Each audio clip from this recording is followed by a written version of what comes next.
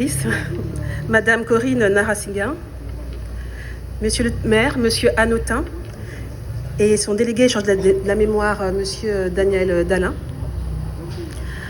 Monsieur le conseiller régional, Monsieur Kader Chiban, Madame la conseillère départementale, Madame Oriane Filleul, Madame de la Fondation de la mémoire d'esclavage, Madame Aïsta Sek, Monsieur de la Fondation Esclavage et Réconciliation, Monsieur Serge Romana, cher Emmanuel du comité de marche 1998, Mesdames et Messieurs,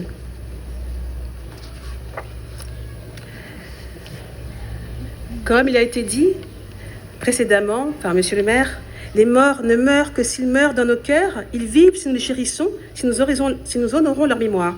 Ces quelques phrases extraites du célèbre roman de Maryse Condé, Moi, Tituba sorcière, soulignent l'importance de maintenir pour les vivants ce lien générationnel avec les aïeux, avec les ancêtres. Nous voici donc réunis ce jour, jeudi 23 mai 2024, pour cette cérémonie républicaine nommée Journée nationale en hommage aux victimes de l'esclavage colonial. En effet, le 23 mai 1998, 40 000 personnes, la plupart originaires d'outre-mer, mais pas que, entreprirent une marche silencieuse pour rendre hommage à leurs aïeux. Nous nous réjouissons qu'enfin, qu'il ne soit plus demandé aux instances publiques de prioriser la date du 10 mai sur celle du 23 mai, car si la loi Taubira parle de crimes contre l'humanité, il nous faut parler des auteurs et des victimes. En 1789, la devise de la République était « Liberté, égalité, fraternité ». Pourtant, il aura fallu attendre 1848 pour que sur ces territoires dits d'outre-mer, que l'esclavage soit aboli. Ouvrons grand les yeux. Les cérémonies du 23 mai ont atteint leur but. Briser le silence assourdissant sur ce pan de l'histoire de France. Aujourd'hui, historiens, journalistes anonymes parlent de nos familles, victimes de la traite de l'esclavage. L'intérêt suscité par le déplacement de la stèle de la place Victor Hugo à la place Robert de Cotte en est un vibrant témoignage. Depuis 2013, la préfecture, le département, les maires successifs, et aujourd'hui donc le maire Monsieur Hanotin, nous accompagne chaque année auprès de la stèle sur notre belle ville de Saint-Denis, avec force et conviction pour honorer les victimes de l'esclavage colonial. Songez, le nom de notre association signifie se souvenir en créole. Elle a une vocation mémorielle et culturelle. Cette stèle, réalisée, imaginée par l'artiste dionysien Nicolas Cesbron, est pour nous plus qu'une sculpture. Elle est un lieu de mémoire et de recueillement. En plus du 23 mai, notre association Songez organise chaque 1er novembre une retraite au flambeau. Nous éclairons la stèle d'une flamme qui peut être qualifiée d'olympique, car chaque médaillé inscrit sur ce monument représente une combattante, un résistant qui a survécu aux pires atrocités. Nous aimons à dire qu'ils sont un exemple de résistance pour la France, pour l'humanité. Songez-yo. Sur chaque médaillon figure un numéro d'immatriculation, le surnom de l'esclave et nom de famille attribué au nouveau libre. Jacqueline Pavilla, fondatrice de l'association Songez, porte le nom de son époux descendant d'Alexandrine Pavilla, matricule 340, née esclave sur l'habitation Le Lorrain, section Marigot. Est-ce réellement un hasard si ce monument se trouve ici, à côté de la basilique de Saint-Denis, où sont enterrés les souverains qui ont permis cet odieux commerce d'êtres humains? Aujourd'hui, elle se dresse fièrement sur la place Robert de Cotte, ancien architecte des rois Louis XV et Louis XIV, qui fut à l'initiative de l'infâme Code noir. L'exploitation outrancière des corps de ces personnes africaines pendant 2 siècles, devenues guadeloupéennes, réunionnais, guyanaises, martiniquais, a permis à notre pays de s'enrichir et d'acquérir au niveau international une place financière forte. La mémoire d'esclavage n'appartient donc pas uniquement à ses descendants directs, elle ne concerne pas seulement les victimes, pas seulement les auteurs.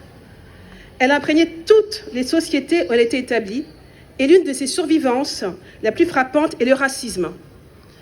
La population issue de l'esclavage colonial, la texture des cheveux, pour la population coloniale, la texture des cheveux, la couleur de la peau et les traits faciaux ont contribué ont constitué l'un des principaux critères de catégorisation. Cette négrophobie subsiste. Ce n'est donc pas un hasard si c'est un député guadeloupéen, M. Olivier Servat, qui a proposé de faire voter une loi contre la discrimination capillaire. Et partout, ce système a été mis en place, il a créé les mêmes conséquences. Actualité oblige, rappelons-nous des JO de 1936 à Berlin, où nous avons J.C. Owens qui leva le poing pour protester contre le racisme. En 2016, Colin Kaepernick mit un genou à terre pour protester contre le racisme. À un siècle d'intervalle, même manifestation, même conséquences, tous les deux ont vu leur carrière sportive mise à l'arrêt. Mais notre pays en France n'est pas en reste, puisque, rappelons-nous des cris de singe à l'encontre de nos athlètes Lilian Thuram et plus récemment Marc Maignan en Italie. Voilà. Remontons dans le temps. En 1776, le Chevalier Saint-Georges de Bologne est proposé à la direction de l'Opéra de Paris. Mais quelques dames de la maison, offusquées par l'idée d'être sous le terrain d'un noir,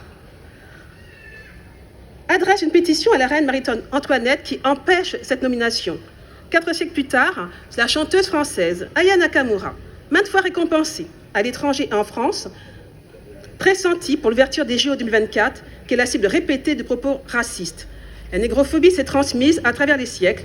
Pour l'éradiquer, il nous faut décortiquer notre histoire passée, ne pas oublier. Désormais, nous avons hâte que tous les noms, les 230 000 noms, retrouvés grâce à l'acharnement courageux et précieux accompli par les membres du service de généalogie du CEM 98 et la volonté sans faille de leur président, Serge Romana, puis Emmanuel Gordien, soient installés au jardin du Trocadéro, comme promis par la circulaire, et que je pourrais voir enfin le nom de mon aïeul, M. Mondor Saint-Pierre, matricule 971. Mais ma joie fut assombrie lorsque je fus interpellée par des compatriotes qui m'interpellèrent et qui me dirent « Ou pas qu'à songer de l'interdiction du pesticide chlordécone dans l'Hexagone, mais finalement utilisé en Guadeloupe et en Martinique, du décret du 17 mars 2017, validé par le Conseil d'État pour la création de la Cité des Outre-mer, pas très loin d'ici, à la Villette, qui finalement ne verra jamais le jour. Et surtout, du tout premier décret de l'abolition de l'esclavage en 1794, puis hélas, de son rétablissement en 1902 par Louis-Napoléon Bonaparte. Notre joie donc fait place à de l'inquiétude et nous espérons que, effectivement, donc le mémorial des 230 000 noms aura bien lieu comme prévu. D'abord, il devait être finalisé en 2025, son édification a été repoussée en 2026. Nous espérons qu'avant les élections présidentielles de 2027, qu'il sera construit et qu'il ne subira pas les tristes sorts de la Cité des Outre-mer. Nos territoires, sa population ici et là-bas, sont face à de multiples solidarités et vulnérabilités. Les acteurs mémoriels que nous sommes ont besoin de l'action politique et publique pour que l'histoire de ces hommes et femmes soit transmise et sanctuarisée. Je vous remercie.